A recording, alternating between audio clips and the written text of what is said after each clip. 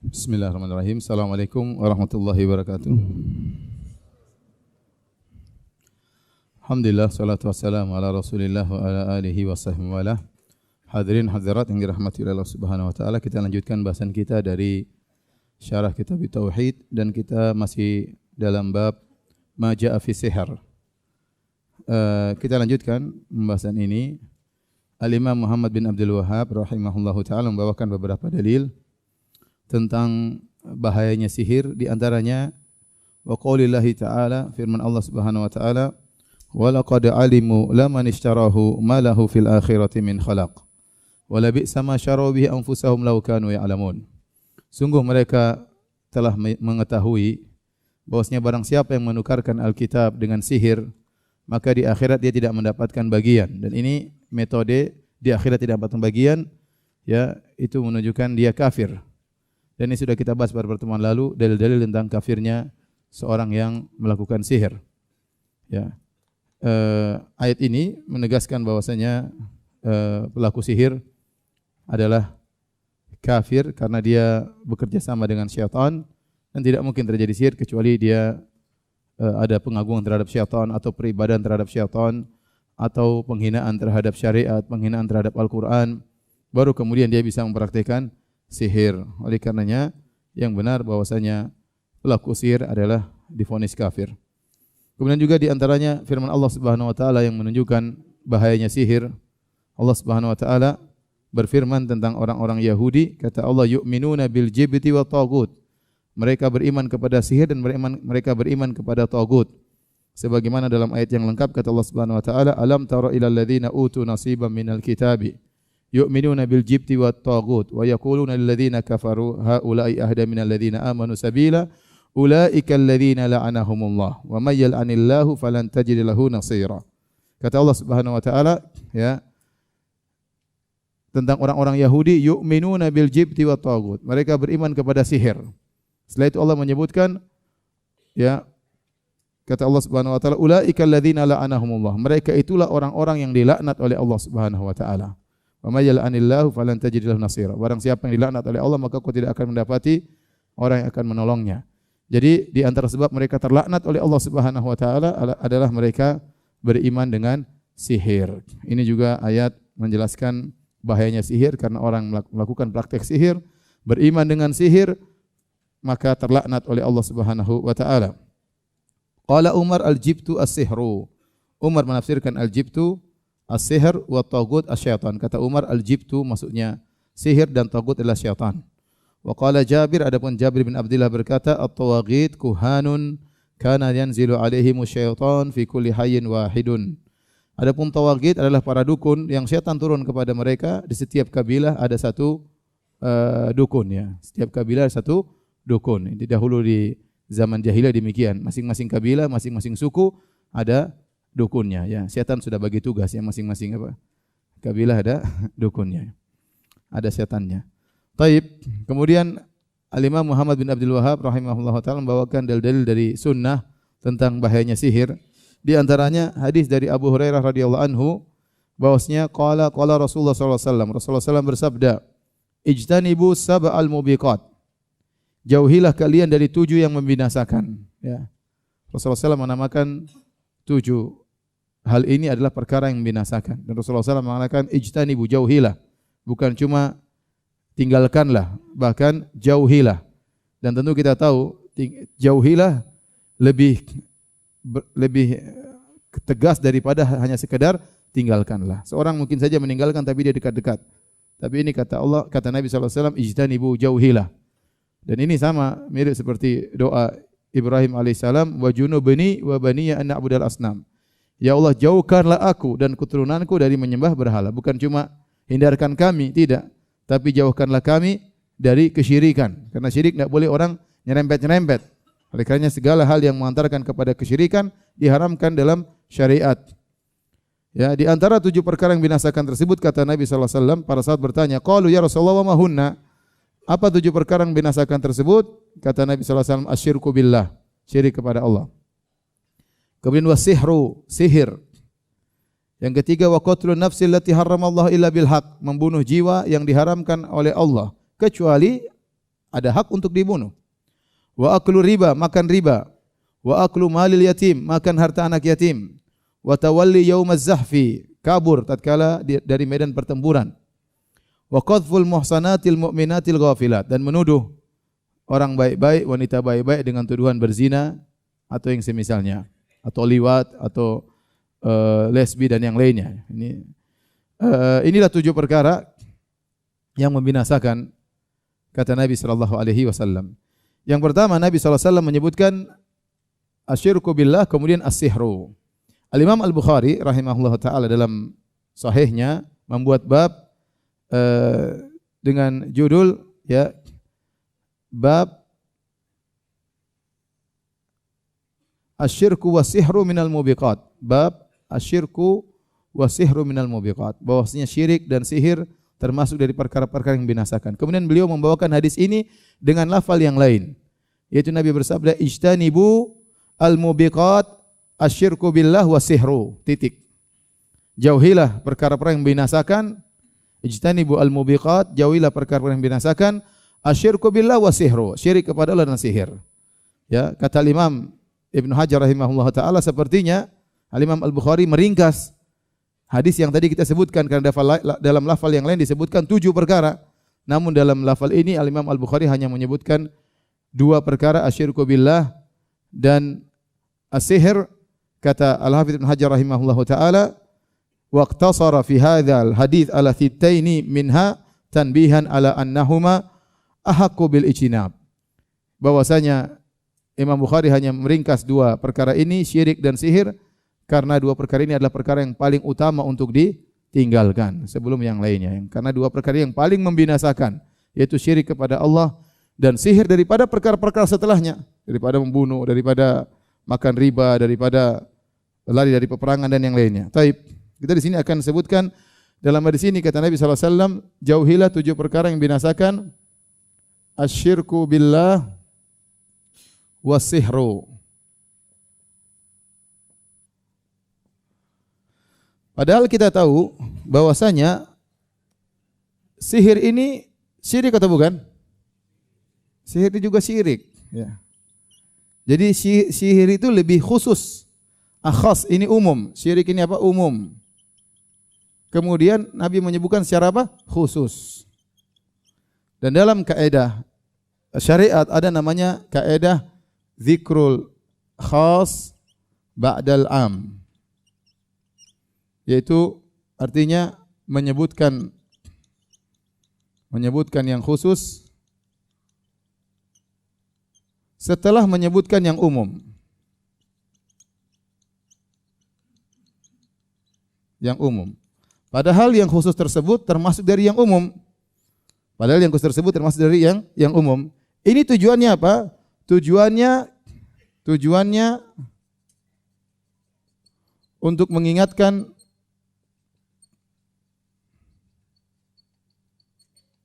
urgensinya yang khusus tersebut.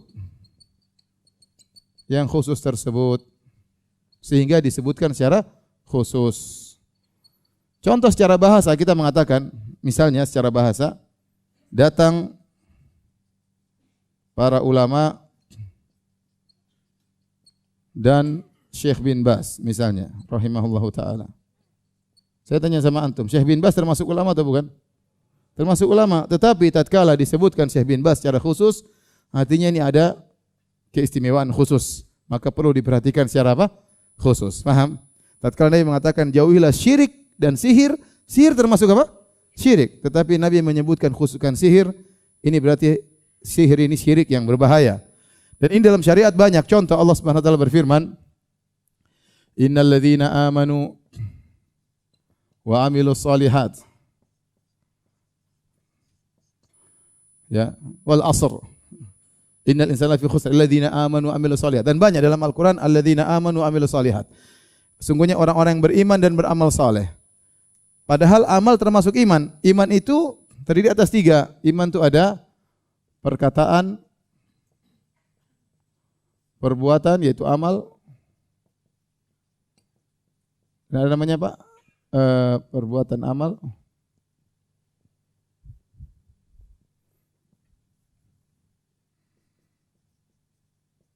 Dan yang ketiga apa? Hati, keyakinan.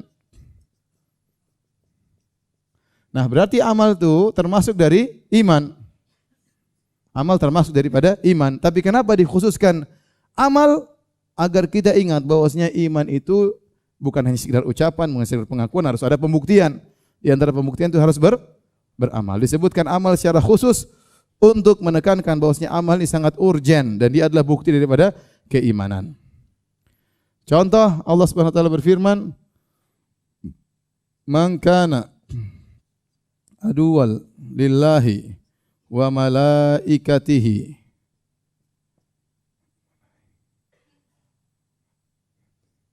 wa rusulihi wa jibrila wa mikala fa inna Allah aduwwul lil kafirin." Kata Allah Subhanahu wa taala, barang siapa yang memusuhi Allah, memusuhi malaikat-malaikatnya, memusuhi rasul-rasulnya dan memusuhi Jibril dan Mikail, sungguhnya Allah musuh bagi mereka orang kafir. Allah sebutkan barang siapa yang memusuhi Allah dan malaikat-malaikatnya. Jibril termasuk malaikat bukan? Mikail termasuk malaikat bukan? Nah, Jibril dan Mikail termasuk dari malaikat. Tetapi tatkala disebutkan secara khusus Jibril dan malaikat dan Mikail, berarti dua malaikat ini malaikat yang spesial, sehingga disebutkan secara khusus setelah Allah sebutkan malaikat-malaikat secara umum. Oleh karenanya Jibril adalah pemimpin para malaikat. Siapa yang berani musuhi Jibril? Yahudi ya. Ayat ini turun tentang Yahudi. Yahudi itu bukan cuma musuhi orang Islam aja, malaikat pun dia musuhi ya. Ente apa? Malaikat saja dilawan. Oleh karenanya mereka memusuhi Jibril. Mereka bilang Jibril itu enggak benar. Harusnya turunkan wahyu kepada Bani Israel, malah turunkan sama orang Arab ya. Mereka musuh apa? Jibril. Mereka teman sama Mikail. Ya, mereka teman sama Mikail. Sama Jibril mereka musuh. Kata Allah tidak ada bedanya. Musuhi Jibril sama dengan musuh apa? Mikail. Ya. Jadi ini disebutkan secara khusus untuk menekankan tentang pentingnya yang khusus tersebut. Oleh karena tatkala Nabi mengatakan ijtanibu as-sab'a al-mubiqat, jauhilah 7 perkara yang binasakan. Asyirku billah, syirik kepada Allah. Wasihru, berarti sihir ini bahaya, sehingga disebutkan secara khusus ya. Dia bukan cuma membahayakan pelakunya yang menjadi kafir, bahkan dia berbahaya juga kepada orang sekelilingnya. Dia santet orang ya. Kemudian dia melukai orang, bunuh orang. Saya dengar betapa sedih seorang, subhanallah. Saya punya kawan nikah sama perempuan, enggak bisa digauli. Tertutup semuanya. Siap dia mau guli enggak bisa, subhanallah. Enggak bisa bertahun-tahun sampai akhirnya dia cerai. Mau apa lagi? Bertahun-tahun dia bersabar, tidak bisa-bisa juga. Disihir. Ya. Zalim atau tidak? Sangat zalim. Udah jomblo kirain jadi enggak jomblo, tetap aja jomblo sudah nikah. Enggak bisa. Kenapa? Tertutup, ditutup sama sihir. Mengerikan. Ya, bayangkan orang dalam tubuhnya dikasih masuk jarum. Kalau dia duduk sakit, dia harus begini terus. Subhanallah. Mengerikan. Perut dimasukin apa? Mereka itu orang-orang jahat, makanya orang sihir ini disebut secara khusus karena dia dampaknya bukan cuma pada pelakunya, bahkan kepada masyarakat sekitar. Ya, sihir. Kemudian kata Nabi SAW, dosa yang ketiga, wa qatlun nafsil lati harramallahu illa bil haqq. Ya, membunuh jiwa yang dilarang untuk dibunuh. Dan di antara dosa besar yang sangat diingatkan oleh Allah tentang sangat berbahaya membunuh seorang muslim. Makanya Allah berfirman, "Wa man yaqtul mu'minan muta'ammidan fajazaohu jahannam khalidan fiha wa ghadiballahu alaihi wa la'anah wa adda lahu 'adzaban 'azima." Kata Allah Subhanahu wa taala, barang siapa yang sengaja membunuh seorang mukmin, maka balasnya neraka jahanam, kekal di dalamnya. Allah murka kepadanya, Allah laknat dia, dan Allah siapkan azab yang pedih. Bahaya membunuh. Sampai Allah sebutkan 5 siksaan langsung dalam satu ayat. Allah sebutkan 5 ancaman. Ya, Jahannam, kekal, kemudian dimurkai, dilaknat, azabnya pedih. Dan ini menunjukkan bahwasanya membunuh jiwa muslim adalah dosa yang sangat besar. Dan dalam syariat sangat ditekankan hal ini. Contoh dalam hadis, ya. Nabi SAW mengatakan tentang membunuh kafir yang mu'ahad. Kata Nabi SAW, "Wa man qatala mu'ahadan lam yarah raihatal jannah." Barang siapa yang membunuh seorang kafir yang muahad yang punya perjanjian damai dengan kaum muslimin, dia tidak akan cium bau surga. Dia tidak akan cium bau surga. Apalagi mau surga, cium aja tidak tercium. Padahal bau surga tercium dari jarak jauh sekian dan sekian. Dia cium aja enggak, bagaimana mau masuk. Ini padahal membunuh seorang kafir yang tidak pantas untuk dibunuh. Bagaimana lagi dengan seorang mukmin? Bagaimana lagi dengan seorang mukmin? Nabi SAW mengatakan, lan yazalul mu'min fi fushatin min dinihi ma lam yusib daman haraman. Senantiasa seorang masih dalam kelapangan dalam agamanya selama dia tidak menumpahkan darah seorang mukmin. Lapang, Allah masih mungkin kasih rahmat sama dia. Dia masih bisa dapat ampunan. Tapi kalau dia sudah bunuh seorang yang beriman, maka sempit bagi dia, susah bagi dia agamanya. Sebagian ulama mengatakan, kenapa? Karena seorang mukmin yang terbunuh, dia nyawanya menuju Allah Subhanahu wa taala. Tidak bisa pembunuh minta maaf sama dia, udah enggak bisa. Kalau orang ente pukul, ente bisa datang minta maaf sama dia. Ente orang curi barang dia, ente bisa minta maaf sama dia. Tapi kalau ente sudah bunuh dia, minta maaf caranya bagaimana? Sudah. Maka agama yang tadinya lapang bagi Anda, ya, ampunan Allah, rahmat Allah yang tadinya lapang menjadi sempit gara-gara seorang membunuh seorang mukmin yang tidak berhak untuk dibunuh. Kemudian juga dalam satu hadis Rasulullah SAW pernah di depan Ka'bah, Nabi SAW mengatakan, ma a'zamaki wa ma atyabaki, betapa agungnya engkau wahai Ka'bah. Ya. Kemudian Nabi SAW berkata, walladzi nafsu Muhammadin biyadihi, la hurmatul mu'min a'zamu indallahi hurmatan minki. Kata Nabi SAW, ya, wahai Ka'bah, engkau sangat mulia, tetapi demi zat yang jiwa Muhammad berada di tangannya, sungguhnya kehormatan seorang mukmin lebih besar daripada engkau wahai Ka'bah. Nabi SAW juga bersabda dalam Sahih Bukhari, la zawalud dunya. Dalam satu hadis kata Nabi SAW, la zawalud dunya ahwanu ala Allahi min qatli rajulin mu'min. Kata Nabi SAW dalam hadis yang sahih, ya, disahihkan oleh Syekh Albani, riwayat Nasa'i, bahwasanya hilangnya dunia lebih ringan di sisi Allah daripada terbunuhnya seorang mukmin. Dunia ini hilang lebih ringan di sisi Allah daripada terbunuhnya seorang mukmin. Kenapa? Dunia dan langit dan bumi diciptakan untuk seorang mukmin agar dia memikirkan tentang keagungan Allah Subhanahu wa taala. Tidaklah Allah menciptakan langit dan bumi, Allah siapkan segala kenikmatan agar seorang mukmin ini bersyukur kepada Allah dan beribadah kepada Allah. Jadi dunia diciptakan untuk seorang mukmin. Makanya Allah Subhanahu wa taala berfirman, "Inna fi khalqis samawati wal ardi wa ikhtilafil laili wan nahari la ayat liulil albab." Sungguhnya pada penciptaan langit dan bumi, pergantian siang dan malam, sungguh ada tanda-tanda kebesaran Allah bagi orang yang berfikir. Alladzina yadhkuruna Allaha qiyaman wa qu'udan wa 'ala junubihim yatafakkaruna fi khalqis samawati wal ard.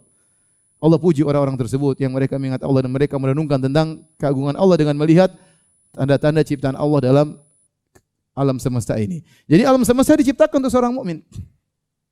Makanya Ibnu Laqiqil Id dalam Syarah Arba'in Nawawi dia mengatakan, ya, al-muslim la yahqiru akhah. Ya, seorang muslim tidak boleh merendahkan saudaranya. Kata Ibnu Laqiqil Id, bagaimana engkau merendahkan saudaramu? Ya, saudaramu beribadah kepada Allah. Allah ciptakan dunia untuk dia. Allah kirim Rasul agar dia beriman. Allah perhatian sama dia. Allah turunkan Al-Quran agar dia beriman. Terus Anda merendahkan dia setelah dia beriman kepada Allah Subhanahu wa taala, ya. Maka, ya, bahaya membunuh seorang mukmin, dosanya sangat besar. Bahkan dalam satu hadis, ya, kata Nabi sallallahu alaihi wasallam, "Lau anna ahlas sama'i wal ardi ishtaraku fi dami mu'min la akabbahumullahu finnar." Kalau seandainya seluruh penghuni langit dan penghuni bumi bersama-sama bersatu padu membunuh satu orang saja, semua penghuni langit, entah berapa jumlahnya, semua penghuni bumi dengan misalnya miliaran orang ini, semua bersatu padu untuk bunuh satu orang saja, kata Allah, kata Nabi, la akabbahumullahu finnar, semuanya Allah masukkan neraka. Kalau bunuh satu orang, meskipun miliaran orang bersepakat bunuh satu orang, semuanya Allah masukkan neraka jahanam. Kenapa? Darah seorang mukmin agung di sisi Allah. Bagaimana jika seorang sendirian bunuh? Seandainya yang bunuh, ya, miliaran orang, semuanya Allah masukkan neraka. Apalagi cuma satu orang bunuh seorang muslim. Oleh karenanya masalah darah ini masalah berbahaya. Ya, bahaya pemahaman takfir itu sangat berbahaya. Yang tersebar di luar sana kemudian diadopsi di tanah air kita. Ya. Saya pernah mendengar seorang syekh ceramah di Saudi, dia mengatakan, bagaimana Anda kasihan sama ISIS dan yang semisalnya? Kalau Anda kasihan sama dia, ya, Anda masih husnudzon sama dia, kemudian dia ngebom Waktu itu ketangkap ada seorang ingin ngebom kilang minyak di Arab Saudi. Di sekitarnya ada pemukiman ribuan orang. Seandainya dia berhasil ngebom ini, ribuan orang mati. Ente masih husnuzan sama dia? Masih basa-basi sama dia? Ya. Sementara kalau dia berhasil ngebom, yang terbunuh berapa orang? Ribuan orang. Ini sangat mengerikan ya. Jangankan bunuh, menakuti seorang mukmin aja enggak boleh. La yurawwi'ul muslimu musliman. Tidak boleh seorang menakut-nakuti muslim yang lain. Membuat dia gelisah, membuat dia takut, apalagi sampai membunuh darah seorang mukmin. Maka yang paling pertama dihisab pada hari kiamat kelak sidang yang pertama kali disidang pada hari kiamat kelak fid dima, masalah darah. Oleh karena seorang berusaha jangan sampai dia menumpahkan darah mukmin yang lain. Bagaimanapun ya jangan sampai dia menumpahkan darah mukmin yang lain karena dosanya sangat besar. Sampai para ulama sempat khilaf apakah membunuh seorang mukmin kafir atau tidak. Sampai khilaf gara-gara ancaman yang begitu banyak terhadap orang yang membunuh mukmin yang lain. Ini benar, orang yang membunuh mukmin yang lain dia tidak kafir tapi dia terjerumus dalam dosa yang sangat besar ya. Tapi dosa berikutnya kata Nabi sallallahu alaihi wasallam wa aklu riba, makan riba. Riba dosanya haram ya, dosa besar ya. Meskipun sebagian orang zaman sekarang bangga kalau bisa kerja di instansi ribawi ya. Bangga ya, kayaknya keren ya, berdasi ya, kemudian keren, ruangan ber-AC tapi dosanya mirip-mirip dengan zina, sama-sama dosa besar ya. Cuma banyak orang enggak paham, banyak orang kalau lihat wanita pezina mereka maki-maki tapi orang yang praktisi riba terhormat ya. Sampai sekarang masih apa? Terhormat ya. Padahal ini dosa besar. Kemudian wa aklu malil yatim, makan harta anak yatim. Ini juga di antara dosa besar yang sangat berbahaya, makan harta anak yatim ya. Seharusnya anak yatim disayang, diperhatikan, ini malah dimakan hartanya.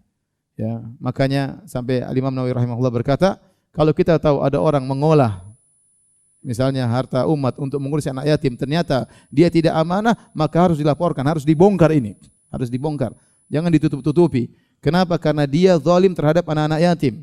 Dosa orang seperti ini, pengurus seperti ini yang berkaitan kemaslahatan umat, kemudian dia tidak amanah, harus dibongkar, jangan dibiarkan.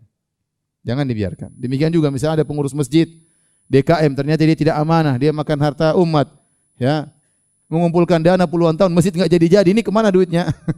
Ini harus diperiksa. Kalau benar dilaporkan, karena dia melambatkan kemaslahatan kaum muslimin, menghalang kemaslahatan kaum muslimin. Ada sebuah masjid saya tahu, masjid tersebut dulu dipegang oleh DKM lama. Kemudian ada kawan saya jadi DKM, ya. Dia bilang, Ustaz, tiap Jumatan 8 juta kita dapat. Dulu laporannya selalu 2 juta, 2 juta, 2 juta, 2 juta. Ternyata selama ini 8 juta. 6 jutanya kemana? Wallahu alam. Setiap minggu 6 juta dimakan sama yang ngumpulin duit tersebut. Dia ngitung sendiri, dia kasih laporan sendiri. Seperti ini tidak boleh dibiarkan. Jangan kita bilang, aduh, sudahlah, antara dia dengan Allah. Enggak bisa begitu, lapor. Karena ini bahaya bagi kaum muslimin. Sama seperti orang yang ngurus harta anak yatim, kemudian dia macam-macam, jangan antum bilang ya biar Allah stur, biarin dia terendah. Anti lapor, enggak boleh. Karena ini menzalimi anak-anak yatim. Kemudian kata Nabi SAW, wa tawalli yaumaz zahfi, lari dari medan pertempuran. Ini juga dosa besar. Kecuali seorang kabur dari pertempuran untuk kembali lagi, untuk menyerang kedua kali, atau untuk bergabung dengan pasukan kaum muslimin yang ada di sekitar situ. Kata Allah Subhanahu wa taala, ya ayyuhalladzina amanu idza laqitumul ladzina kafaru fala tuwalluhum zahfan fala tuwalluhumul adbar. Kalau kalian bertemu dengan orang kafir di medan pertempuran maka jangan kalian mundur. Wa may yuwallihim yauma idzin duburahu illa mutaharrifan liqitalin aw mutahayyizan ila fi'ah. Barang siapa yang kabur faqad ba'a bi ghadabin minallah, maka dia akan membawa kemurkaan Allah. Kecuali kata Allah illa mutaharrifan liqital, yang kabur dan untuk kembali lagi, au mutahayyizan ila fi'ah, atau dia ingin keluar dari medan pertempuran bergabung dengan pasukan yang lain, maka itu tidak mengapa. Adapun kabur maka ini dosa besar. Yang terakhir, yang ketujuh, kata Nabi sallallahu alaihi wasallam, wa qadhful muhsanatil mu'minatil ghafilat, yaitu menuduh wanita baik-baik yang mukmin yang ghafil. Ghafil itu artinya lalai dalam bahasa Arab. Al-muhsanat, wanita yang terjaga, al-mu'minat yang beriman, al-ghafilat, dia lalai. Maksudnya apa? Dia jauh dari perzinahan. Dia lalai dari perzinahan. Kemudian ada seorang tuduh dia berzina, maka ini dosa besar. Hanya sekedar nuduh. Makanya hati-hati ikhwan di dunia media sosial sekarang ini, jangan sendiri kita menuduh orang, ya. menuduh orang dia ini, misalnya dia pezina atau dia liwat atau dia lesbi, enggak gampang. Karena itu dosa besar, apalagi ternyata dia wanita baik-baik, kita tuduh yang tidak baik-baik, tuduh yang tidak jelas, maka ancamannya besar. Baik. Kita lanjutkan. Hadis berikutnya, wa an Jundub marfu'an, dari Jundub radhiyallahu anhu secara marfu'. Marfu' itu maksudnya sampai kepada Nabi sallallahu alaihi wasallam. Kalau mauquf sampai kepada sahabat, ya. Kata Nabi sallallahu alaihi wasallam, haddus sahiri darbuhu bisayf. Hukum had bagi penyihir adalah dipenggal, dipenggal. Rawahu Tirmidzi, hadis riwayat Tirmidzi. Wa qala, Imam Tirmidzi berkata, as-sahih annahu mauquf. Yang benar hadis ini adalah hadis mauquf.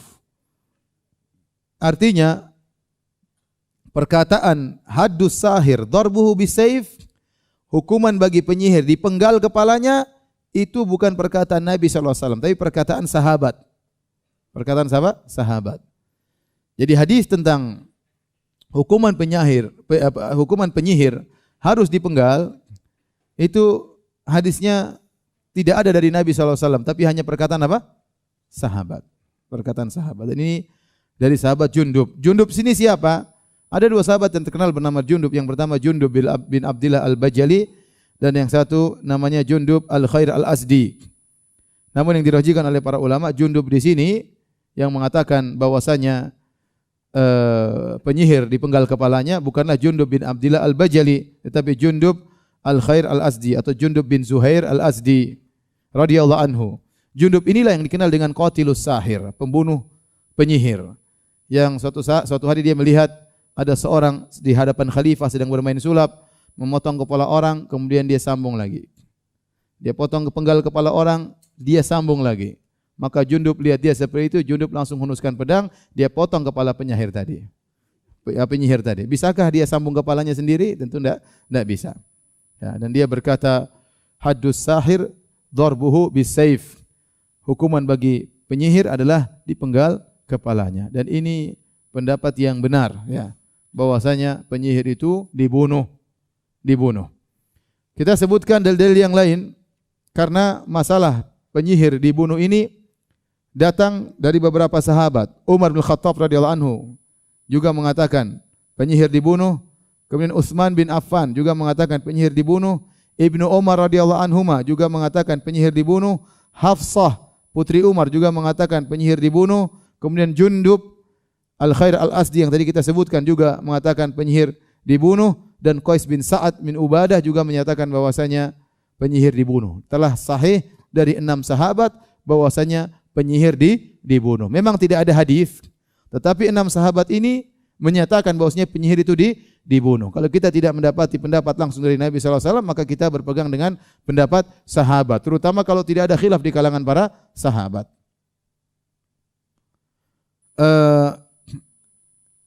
Wa fi Sahih al-Bukhari, dalil berikutnya dalam Sahih al-Bukhari, an Bajalah bin Abadah, dari Bajalah bin Abdah dia berkata, kataba Umar menulis surat memerintahkan waktu Umar jadi khalifah, ani qutulu kulla sahirin wa sahirah. Bunuhlah penyihir laki-laki dan bunuhlah penyihir perempuan. Qala faqatalna thalatha sawahir. Maka kata Bajalah, kami pun membunuh 3 penyihir wanita. Jadi perintah dari Umar. Kata Umar, uqtulu kulla sahir wa sahirah. Bunuhlah setiap kakek sihir dan nenek sihir, semua dibunuh. Laki-laki dan perempuan dibunuh. Maka kami pun praktekkan, kami jalankan perintah Umar, kami bunuh 3 penyihir wanita. Kata Al-Imam Muhammad bin Abdul Wahhab rahimahullahu taala, hadis ini dalam Sahih Al-Bukhari, tapi yang benar ini bukan dalam Sahih Al-Bukhari. Dalam Sahih Al-Bukhari dalam lafal yang lain, adapun yang dibawakan oleh Muhammad bin Abdul Wahhab dalam kitab Tauhid itu diriwayatkan oleh Abu Dawud, kemudian Imam Ahmad dalam musnadnya, ya, dan Syafi'i dalam musnadnya. Adapun lafal Al-Imam Al-Bukhari, lafalnya tidak demikian. Saya bacakan lafal dari Imam Al-Bukhari. Kata Al-Bajalah, fa'atana kitabu Umar bin Khattab qabla mautihi bisanah. datanglah surat dari Umar bin Khattab memerintahkan kami, dan itu setahun sebelum beliau meninggal dunia. Farriqu baina kulli dhi mahramin minal majuz. Jadi yang datang dalam Sahih Bukhari, Umar mengatakan pisahkan seluruh orang-orang yang menikah padahal mereka masih ada hubungan mahram dari orang-orang Majusi. Itu tatkala ekspansi kaum muslimin menguasai daerah orang-orang Persia, dan kita tahu di antara kebiasaan orang-orang Persia adalah nikah di antara mahram di antara mereka. Ya, dan itu dicontohkan oleh raja-raja mereka. Yazdajir II, raja-raja mereka, ada yang menikah dengan putrinya sendiri, ada yang menikah dengan bibinya sendiri. Waktu dia menikah dengan putrinya terjadi, dia jengkel sama putrinya, KDRT, putrinya dibunuh. Jadi itu hal biasa sehingga mereka terbiasa menikah di antara maharim. Waktu Islam menguasai mereka, Umar perintahkan suruh orang-orang Persia, meskipun itu dalam agama mereka boleh, kalau ada menikah di antara mereka ada mahramnya disuruh apa? Suruh pisah. Dalam riwayat yang lain, riwayat Abu Dawud dan Musnad Imam Ahmad, disebutkan Umar juga berkata, "Uqtulu kulla sahirin wa sahirah." Bunuhlah setiap penyihir laki-laki dan penyihir perempuan. Maka kami pun bunuh 3 penyihir wanita. Al-Imam Ibnu Qudamah dalam Al-Mughni dalam Al-Kafi tatkala mengomentari hadis ini tentang perintah Umar, dia berkata, "Mithlu hadza ishtahar." Perintah Umar seperti ini pasti tersohor di kalangan para sahabat. Falam yungkar, dan tidak ada yang mengingkari keputusan Umar. Fakana ijma'an. Berarti ini ijma' para sahabat bahwasanya penyihir itu dibunuh. Penyihir itu dibunuh. Namun sebenarnya ada khilaf di kalangan para ulama. Meskipun para sahabat ijma', tapi ada khilaf belakangan. Kenapa? Karena dalam satu riwayat, ya, Aisyah radhiyallahu taala anha, dia punya budak wanita. Dan dia berkata kepada budak wanita tersebut mudabbarah, yaitu kalau saya meninggal kamu bebas. Kata Aisyah radhiyallahu anha, kalau saya meninggal kamu apa? Bebas. Rupanya budak wanita ini ingin cepat bebas. Maka dia sihir siapa? Aisyah radhiyallahu taala anha. Akhirnya ketahuan bahwasanya budak wanita ini telah menyihir Aisyah. Namun Aisyah tidak membunuh budak wanita ini. Aisyah malah menjual budak tersebut dengan murah kepada orang lain. Nah, sebagian ulama melihat asar ini dari Aisyah, mereka berpendapat bahwasanya tidak semua penyihir harus dibunuh. Tetapi kita katakan tadi bahwasanya 6 sahabat semua memerintahkan penyihir dibunuh. Apalagi Umar tatkala sedang jadi khalifah, dia menyuruh dibunuh dan tidak ada sahabat pun yang mengingkari, dan perintah Umar tersebut pasti tersohor. Namun tidak dikenal sahabat seorang pun yang mengingkari. Bisa jadi Aisyah radhiyallahu anha waktu tidak membunuh wanita penyihir tadi, mungkin ada sebab-sebab lain kita tidak tahu, tapi yang jelas Umar menyuruh untuk membunuh para penyihir. Dan inilah yang dipraktikkan di kerajaan Arab Saudi, ya. Kalau ada penyihir maka dibunuh. Oleh karenanya disebutkan di antara biografi Amir Naif rahimahullahu taala, beliau berhasil membunuh 70-an penyihir, ya. 70 penyihir, ya. Jadi kalau ada yang tukang sihir di sana dilaporin, ya. Panggil, ya. Bisa apa kamu? Bisa tembus besi di sini, sudah sini. Kalau di sini ada orang bisa tembus besi di sini, makan pedang, makan beling, oh malah diagung-agungkan di sini. Kalau di sana kan makan beling sini. Panggil. Ya, bahaya sihir, setan, ya. Orang makan beling gimana, enggak masuk akal. Makan pedang dimasukin enggak mati-mati, ya. Ya, sihir itu jelas. Saya pernah hadir 2 kali di persidangan, 2 orang penyihir di dalam majelis, satu majelis penyihir yang lain, dalam majelis yang penyihir yang lain. Oh, ketakutan dia di sidang. Setelah sidang, kemudian hakimnya ngobrol sama kita, tahukah kamu tadi siapa? Saya bilang saya enggak tahu. Itu orang jago sulap. Dia masukkan besi sini, keluar di sini. Makanya kita panggil. Jadi itu yang lebih benar. Karena sihir itu berbahaya. Sihir itu apa? Berbahaya. Bahayanya bukan terbatas pada pelakunya hanya sekedar kafir. Dia membuat gelisah dan resah orang-orang. Ya. Kemudian juga kata Imam Muhammad bin Wahab rahimahullahu taala, wa sahha an Hafsata annaha amarat bi qatli jariyatin laha saharatha faqutilat. Dan telah sahih juga dari Hafsah bintu Umar radhiyallahu anhuma bahwasanya dia menyuruh untuk membunuh budak wanitanya yang menyihirnya. Ya. Kata Imam Ahmad, an thalathati min ashabin Nabi sallallahu alaihi wasallam, telah sah dari 3 sahabat bahwasanya diperintahkan untuk dibunuh penyihir. Yang pertama Umar bin Khattab radhiyallahu anhu, yang kedua dari Jundub Al-Khair Al-Asdi, yang ketiga dari Hafsah bintu Umar. Kita katakan tadi ada sahabat yang lain juga dari Utsman, dari Qais bin Sa'ad dan Ibnu Umar radhiyallahu ta'ala anhum ajma'in. Jadi 6 orang sahabat memerintahkan bahwasanya penyihir dibunuh. Ini pendapat yang lebih rajih. Tapi sebenarnya memang ada khilaf.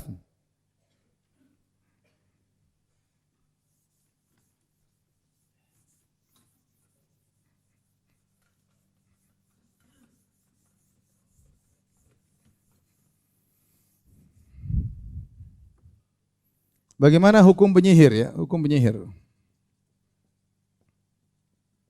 Ya. Nenek sihir atau apa? Kakek sihir.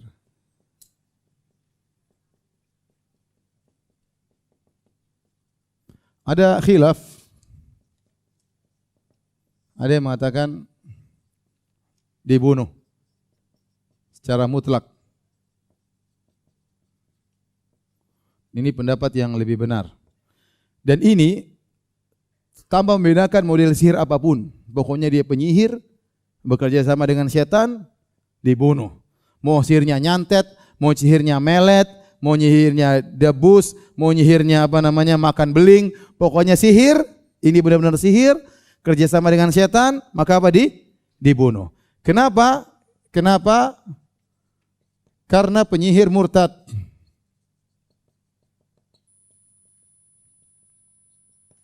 Dan Nabi SAW bersabda, "Man baddala dinahu faqtuluh." Kata Nabi SAW, barang siapa yang merubah agamanya, maka bunuhlah. Ini dalil oleh para ulama ijma' bahwasanya orang yang murtad dibunuh. Ya. Barang siapa yang merubah agamanya dari muslim menjadi non muslim, ya, maka dibunuh. Ini ijma' ulama. Dalam disertasi saya S3, karena ada orang meragukan ijma' ini, saya nukilkan ijma' para ulama karena orang-orang liberal ingin menghilangkan ijma' ini. Dan ijma' ulama bahwasanya orang yang murtad itu apa? Dibunuh. Dalam buku-buku fikih 4 mazhab ditulis ahkam al-murtad, ahkam riddah, hukum tentang orang yang murtad. Dan orang yang melakukan sihir, dia bekerja sama dengan syaitan, maka dia keluar dari apa? Islam. Maka dia dibunuh. Dan ingat, ini dibunuh secara mutlak tanpa membedakan model-model sihirnya. Mau nyantet, mau melet, mau apa lagi? Babi ngepet, mau apa aja pokoknya sihir. Mau nuyul, mau apa pokoknya sihir. Dapat bunuh ya. Karena mereka ini bahaya ya. Mereka sudah menjual agama mereka untuk secercah dunia. Dan subhanallah banyak penyihir-penyihir itu tidak kaya, mereka kasihan mereka. Hidupnya sengsara, muka muram, tinggal di ujung gunung, di bawah lembah, istri enggak punya, kasihan kadang-kadang gitu. Yang kukunya panjang, enggak teratur, rambut ngeri-ngeri lah mereka, pakai aki-aki lima-limanya, kakinya juga ada akinya mungkin. Menyedihkan wajah mereka. Itu azab dari Allah kepada mereka di dunia sebelum di akhirat ya. Yang kedua, diperinci tafsil.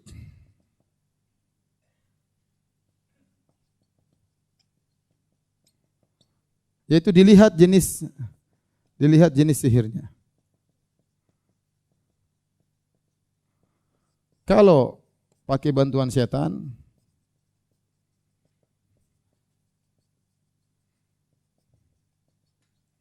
maka dibunuh. Kalau tidak, maka dilihat.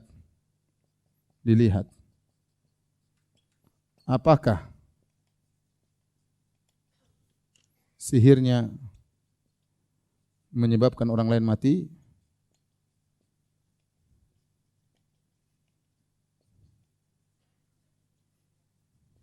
Kalau iya maka dibunuh. Kalau tidak maka tidak.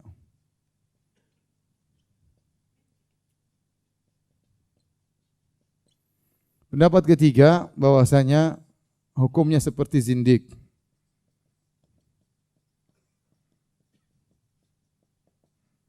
Dikembalikan kepada penguasa. Terserah penguasa. Kalau dia melihat mau dibunuh, kalau enggak dengan hukuman yang lain. Tetapi yang benar wallahu a'lam bishawab, pendapat yang benar bahwasanya Penyihir itu apa dibunuh secara mutlak, dan ini lebih baik bagi Islam dan bagi kaum muslimin menjaga agama kaum muslimin dan menjaga jangan sampai kaum muslimin akhirnya terganggu dengan adanya para penyihir-penyihir tersebut, ya. Wallahu ta'ala alam bisawab. Demikian saja, kalau ada yang bertanya maka saya persilahkan. Ada beberapa pertanyaan.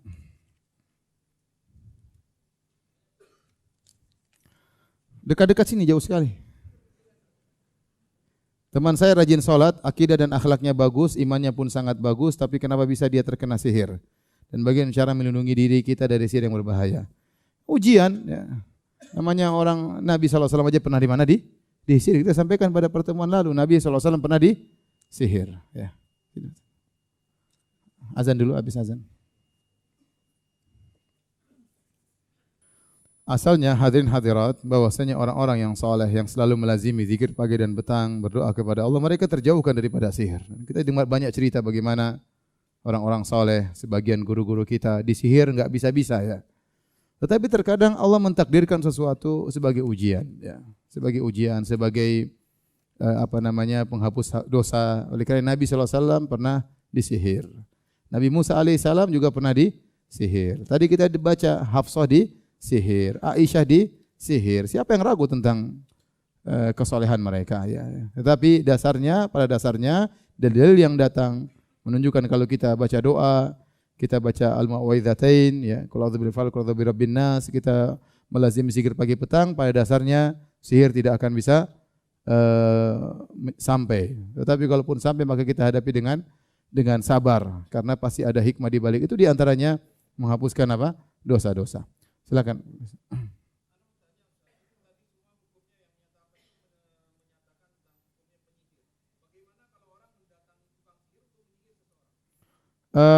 Itu nanti pembahasannya.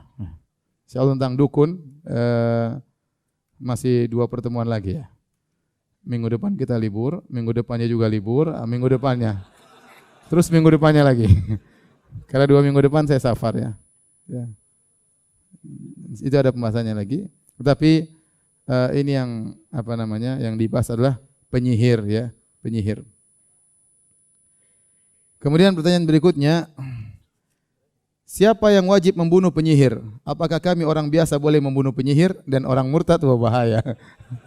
Ini urusan penguasa, ya. Kata para ulama, yang boleh menegakkan hukum had adalah penguasa atau majikan terhadap budaknya. Majikan terhadap budaknya. Adapun orang tua terhadap anak enggak boleh, meskipun anak itu di bawah kekuasaan dia. Bisa anaknya mencuri, dia potong tangan enggak boleh.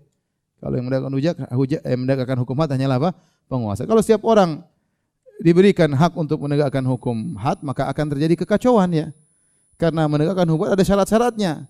Apakah orang ini berhak, apakah dia berzina harus dirajam, apakah dia memang harus dirajam, ataukah ada syubhat, tudra'ul hudud bi syubhat, bisa jadi hukum had ditolak gara-gara ada syubhat yang buat orang ragu, dan banyak aturan-aturannya, tidak semudah yang kita bayangkan, ya.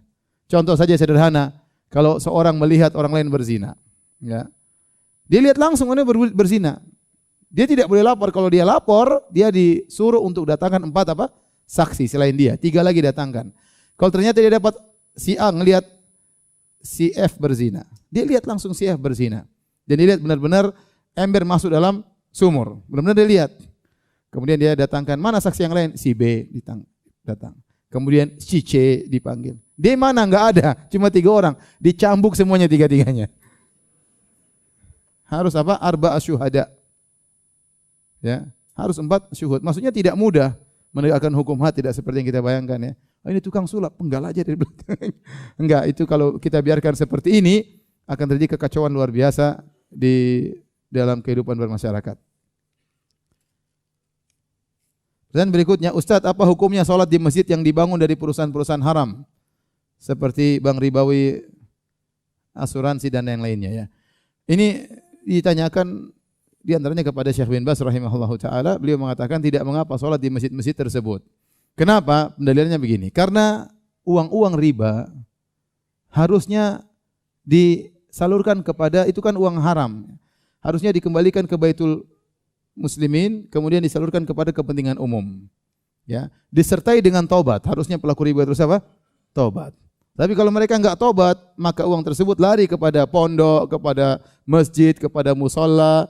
Itu enggak apa-apa, itu benar. Memang uang-uang itu yang panas-panas seperti itu memang dilarikan harus untuk kepentingan apa? Kaum muslimin, ya. Dan sebagian ulama mengatakan kalau bisa buat perkara-perkara yang mumtahan seperti yang terhina seperti jembatan, seperti WC. Sebagian ulama mengatakan tidak. Semua kebaikan, baik itu WC, baik itu jembatan, baik itu jalan atau masjid, sama saja enggak ada bedanya. Ini semua kebaikan untuk apa? Kaum muslimin. Karena asalnya uang riba terus diambil, dikembalikan kepada kaum muslimin. Jadi mereka tatkala membangun dengan uang riba tersebut, membangun masjid dan yang lainnya, tidak mau kita sholat di situ. Masjid tidak berdosa, yang berdosa mereka, paham? Yang berdosa mereka. Harusnya mereka bertobat kepada Allah Subhanahu wa taala, ya. Harusnya mereka bertobat kepada Allah Subhanahu wa taala. Tetapi lain halnya misalnya Allah alam bisawab, saya lihat lain halnya misalnya ini pendapat sebagian ulama Malikiyah. Kalau ternyata orang tersebut bangga, misalnya dia penyanyi dangdut, kemudian dia bangga bikin masjid dengan uang dangdutannya tersebut, jangan sholat situ. Bukan karena tidak sah sholat di situ, tetapi agar dia jera. Kalau memang ada maslahat seperti itu maka tidak apa-apa. Kita menghajar ya demi kemaslahatan tersebut karena timbul ini penyanyi dangdut ini bikin masjid. Penyanyi dangdut akhirnya mereka bangga dengan dangdutannya seakan-akan dangdutan mereka berkah. Membawa apa? Berkah. Kita riba bawa berkah bisa bikin masjid ya. Kalau ada begitu memang. Tapi kalau kita bicara hukum asal salat di masjid sebenarnya tidak jadi masalah ya. Ini pendapat Syekh bin Baz rahimahullahu taala.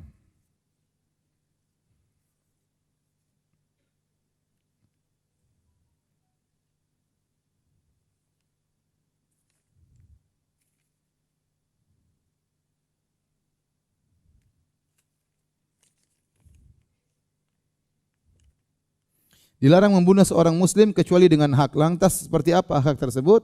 Rasulullah SAW sebutkan dalam apa? La yahilu damu muslim illa bi ihdats salas. Tidak halal darah seorang muslim kecuali dengan satu dari tiga perkara. Pertama, ats-tsayyibuz zani. Orang yang sudah menikah kemudian berzina. Ini dirajam sampai mati. Berbeda dengan jomblo. Kalau jomblo berzina tidak dirajam, cuma dicambuk, diasingkan setahun. Wa tagribu am. Diasingkan setahun. Kalau dipraktekkan di Arab Saudi di penjara setahun. Di penjara setahun. Tapi kalau sudah menikah dengan nikah yang syar'i, kemudian dia berzina, artinya apa? Allah sudah memberikan dia kesempatan untuk merasakan kelezatan yang halal, namun dia masih mencari kelezatan yang haram, ya, maka dia dirajam. Kenapa dirajam? Kata sebagian ulama, karena waktu dia berzina dia merasakan kelezatan sekejur tubuhnya. Maka sekejur tubuhnya harus merasakan kepedihan dan itu sebagai kafarah baginya. Dia tidak akan disiksa lagi di akhirat kelak karena dia sudah disiksa di dunia dan siksaan rajam lebih ringan daripada siksaan di akhirat kelak. Ini boleh dibunuh, ats-tsayyibuz zani. Yang kedua, yang membunuh jiwa orang lain, an-nafsu bin nafs. Dia bunuh jiwa orang lain maka dia juga harus dibunuh, ya. Namanya hukum had. Makanya kata Allah Subhanahu wa taala, "Walakum fil qisasi hayatun ya ulil albab." Sungguh dalam praktek kisos ada kehidupan wahai orang-orang yang cerdas. Kenapa kalau ditegakkan praktek kisos ini orang tidak sembarang membunuh. Karena dia tahu kalau dia bunuh dia akan terbunuh. Sehingga darah menjadi haram, menjadi mahal, menjadi bernilai. Tatkala tidak ditegakkan hukum ini orang bunuh gampang. Dia tahu mungkin dia tidak akan dibunuh, dia merasa dia akan selamat paling di penjara. Kemudian mungkin dia bisa keluar suatu hari dengan berbagai macam cara. Tetapi kalau dia tahu dia membunuh pasti dibunuh, maka orang tidak mudah menumpahkan apa? Darah. Karena dia tahu dia bunuh orang berarti dia bunuh diri. Berarti dia bunuh diri. Maka praktek kisos kelihatannya kejam, seperti orang liberal sekarang mengingkari praktek ini. Namun Allah mengatakan, walakum fil qisasi hayatun ya ulil albab. Sungguh dalam praktek kisos ada kehidupan, wahai orang yang cerdas. Dan benar, maksudnya kehidupan banyak yang terjaga. Ini orang dibunuh dan banyak yang terjaga. Tidak berani orang membunuh orang lain. Ya. Jangan kasihani yang membunuh, kasihanilah orang yang terbunuh. Kasihanilah keluarganya yang ditinggalkan. Kasihanlah anak-anaknya, kasihan orang tuanya yang menangis dan yang lainnya. Yang ketiga, tarikun lil jamaah al-mufariqu lidini. Maksudnya meninggalkan jamaah kaum muslim, maksudnya murtad. Makanya ditafsirkan al-mufariqu lidinihi yaitu murtad. Maka orang yang murtad juga dibunuh berdasarkan hadis tadi kita sebutkan, man baddala dinahu faqtuluh. Barang siapa yang merubah agamanya, maka bunuhlah. Dan itu hadis yang sahih. Taib, demikian saja kajian kita. Insyaallah kita lanjutkan minggu depan libur ya. Saya ada safar ke luar negeri. Nanti insyaallah ada pengumuman lagi ya. Subhanakallah bihamdik asyhadu an la ilaha illa anta astaghfiruka wa atubu ilaik. Assalamualaikum warahmatullahi wabarakatuh.